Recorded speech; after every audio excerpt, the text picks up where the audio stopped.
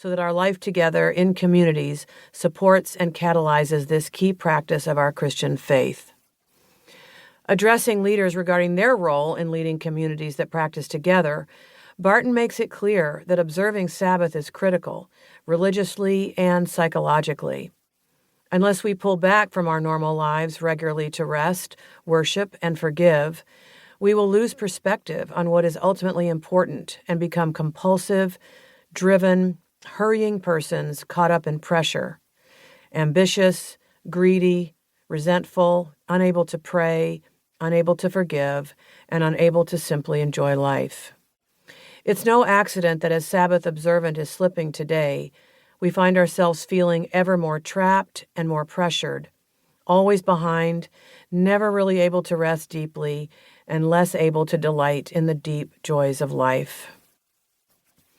Good leaders seek to receive Sabbath as a gift in their own lives and are faithful to share that gift with others. We need to reground ourselves in a spirituality of Sabbath. God gave us the Sabbath. Jesus taught us that we weren't made for the Sabbath, but the Sabbath was made for us. Ruth Haley Barton reminds us that Sabbath time is our time, our chance to rest, to worship God, to forgive each other, to taste a wee bit of heaven, and to be more in sympathy with all that is, not least our own lives. Part 1. Sabbath. 1. A wake-up call. Sabbath is the most precious present humankind has received from the treasure house of God. Abraham Joshua Heschel. I am quite certain I would not be alive today if it were not for God's gift of Sabbath, and not just a weekly Sabbath day, but also daily Sabbath moments cultivated in solitude and silence, and sabbatical seasons for letting the soil of my soul lie fallow. These rhythms have given shape and form to a life, my life, lived as a creature in the presence of my loving Creator. These Sabbath rhythms have, quite literally, kept me in the game. But I have not always lived this way. My wake-up call regarding God's gift of Sabbath came when I was in my early 40s, serving on staff in a high-performance church culture, married with 3 busy and athletic children, writing, teaching, and guiding others in spiritual practices. And yet, I was actively resisting Sabbath.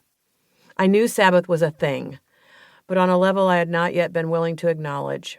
I was too busy, too important, too caught in cultural expectations to consider ceasing my work one day a week. In addition to my grandiosity, the logistics of family life and work made it all seem just beyond our reach.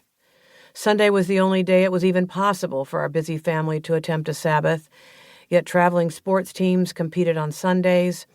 My husband's place of work was open on Sundays, and my own job on a church staff made Sunday the busiest day of my work week.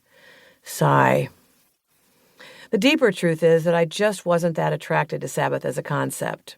I had been raised in a fundamentalist environment where Sabbath was kept, but in a very legalistic way.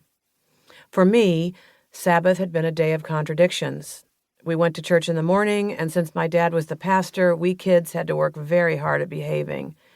Sitting in the front row, knowing people were watching us from behind, while our dad watched us eagle-eyed from the pulpit, was stressful, to say the least. Even the most minor infraction, like giggling or whispering, was treated with great seriousness when we got home.